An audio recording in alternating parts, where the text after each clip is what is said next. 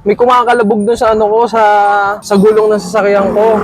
Yun yung ipapacheck natin ngayon. No choice naman, hindi naman natin pwede pabayaan yan. Susunod na lakad tayo. So no choice talaga, gagastos talaga tayo. Tama. So dadali muna natin sa sa mekaniko. Papapalit tayo ng ano. Papacheck natin kung ano yung tumutunog doon. Pero feeling ko talaga ano yun, brake shoe lang. Brake shoe. Kasi binuksan na yun ni Papa.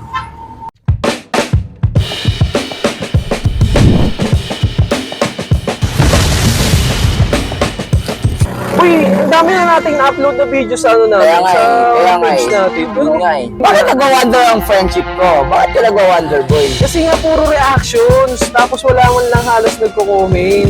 Mga ilang mga nag-share, may mga views tayo na konti lang kasi nga hindi mo naman naasahan na maraming views, wala namang kwenta yung mga videos natin. Wala talagang kwenta yun.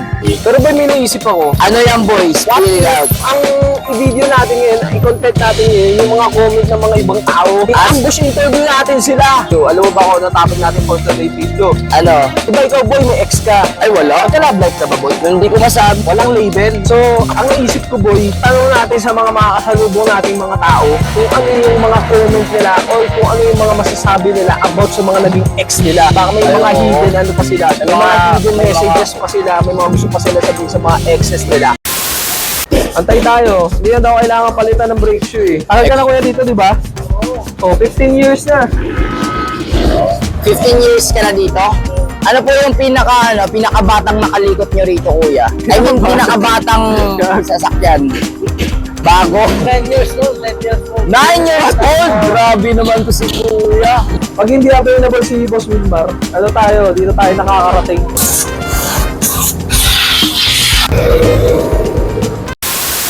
So yun, nilinis lang yung ano, yung preno, tapos maluwag daw yung pagkakabot ng ano, nung gulong. So tara. Mag-ambush tayo ngayon. Maghanap tayo ng random people.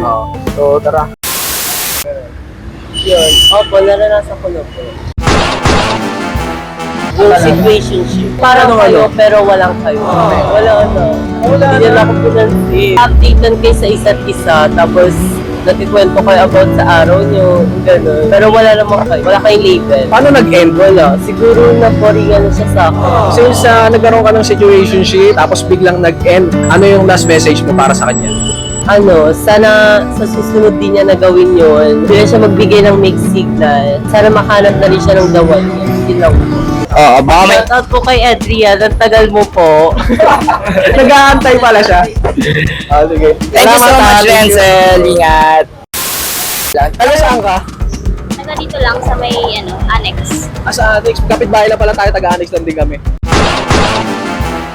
Pangalan? Jelina po. Judina. Nagkaroon na ng relationship? Meron po. Currently meron. May naging ex?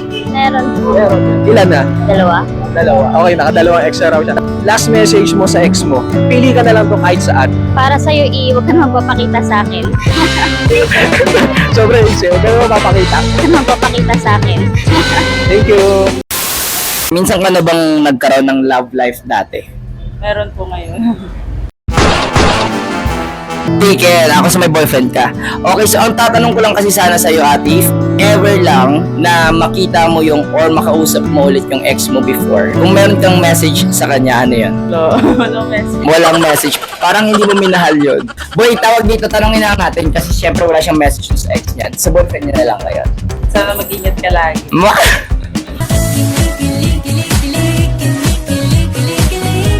Yan, thank you so much po sa time, ate. Baka may gusto ka pong i-shoutout, ate. Wait. Sa DF Camp. Mga accountancy student. Ilan tama, sir? 27.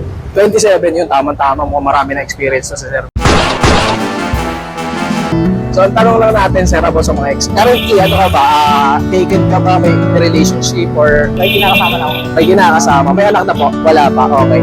If ever lang, kung may chance ka, kung isang message lang sa ex mo. Ano, masasabi ko lang, thank you sa lahat na namin nakasama ko sa ilang taon na nagsama ito. Ay nga pala sa asawa ko.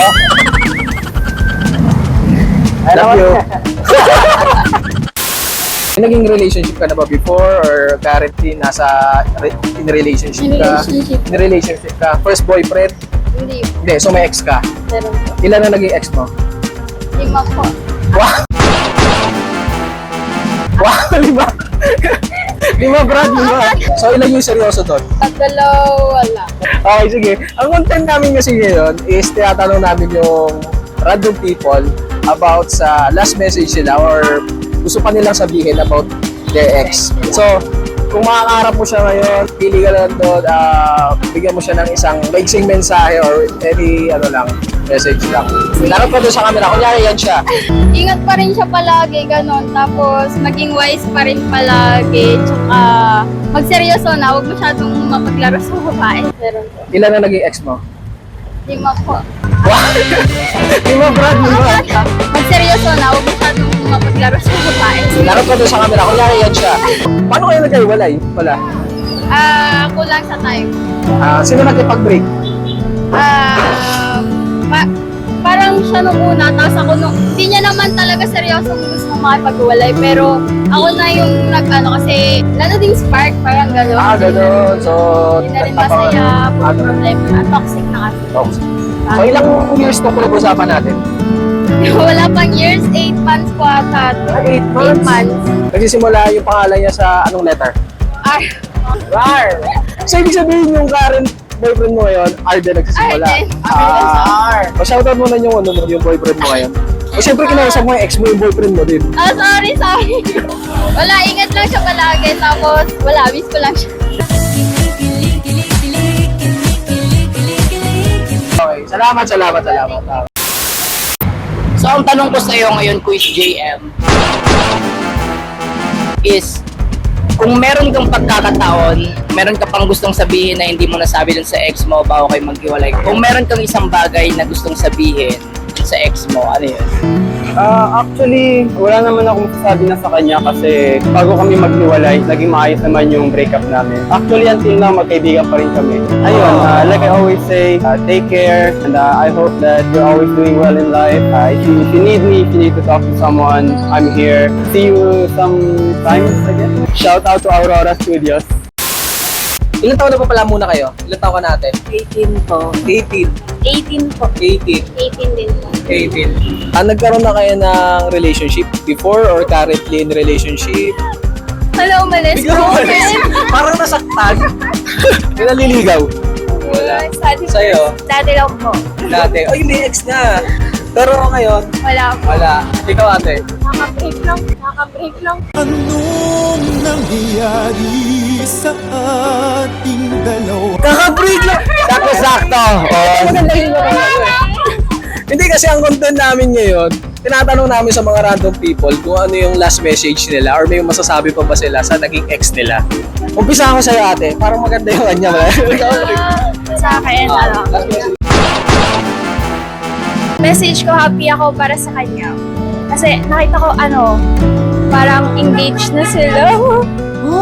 Talaga? Ilan taon na ba yung ex mo? Secret. Sige. Okay, yun lang. Congrats mo, engaged siya pala eh. Congrats. Ilan taon na ba yung ex mo? Secret. Congrats mo, engaged siya pala eh. Congrats. Sige, ito naman tayo kay ate. Ano nga pala ate? Tiffany po. Kailan pala kayo nag-break? Kapon po. Grabe, kahapon lang nag-break. Anong nangyayari sa ating dalawa? Last message mo sa naging ex mo na kabe-break mo lang. Puro wala po ako masabi kasi syempre di pa po nagsisikil sa akin. Bakit pala? Bakit? Magulo po kasi. Parang may ginawa po kasi siya before. Nag-cheat siya? Ayun po, parang hindi ko pa... Nahuli mo? Parang may invalidate po kasi ako. Tapos, parang siya palagi yung tama, gano'n. Tapos tapos yung gawain niya po, parang pinapasa niya po sa akin. So, yun. Pinagbibintangan ka. Parang yung gawain niya po before, pinapasa niya po sa akin. Ilang years kayo? 7 months pa lang po. Parang inubos ko na lang din po yung sarili ko yung nangyari before. Kahit di ko pa po kahit mahirap kalimutan. Kahit mahirap po kalimutan, tinanggap ko po ulit siya gano'n. Nakaka-take po pala. Uy, ihag niyo naman yung Ayun, mga kaibigan kaibigan niyo. nyo. Pauwi na yan Buti, dapat to buti eh. may friends ka na, na susupport sa'yo sa mga panahon na to. Hindi ko po alam, wala po kasi akong balak sa Hindi mo nila alam na nag-pray kayo? Hindi po, kasi ayaw ko na nagsasabi ako sa iba. Magiging happy na lang po ako sa kanya. Ayaw ko na po bumalik sa kanya. Po, parang napagod po, nagsawa, kasi lagi niyo po ako pinagbibintangan. Parang natidrain lang po ako kasi ayoko po ng ganun eh. Wala naman po akong ginagawang masama. Ni pagkanti nga po, hindi ko nagawa sa kanya. Ano na lang yung bilang past na to, nakalipas na, tapos na, ano yung natutunan mo sa naging relationship nyo? Wag po ibigay yung lahat. Ayoko na pa din. Uyog niyo siya, umiiyak na siya. Anong first letter ng pangalan niya? R. R din. Nagsisimula yung pangalan niya sa anong letter? R. R. So, ibig sabihin yung current boyfriend mo ngayon, R din nagsisimula. Hoy, R po.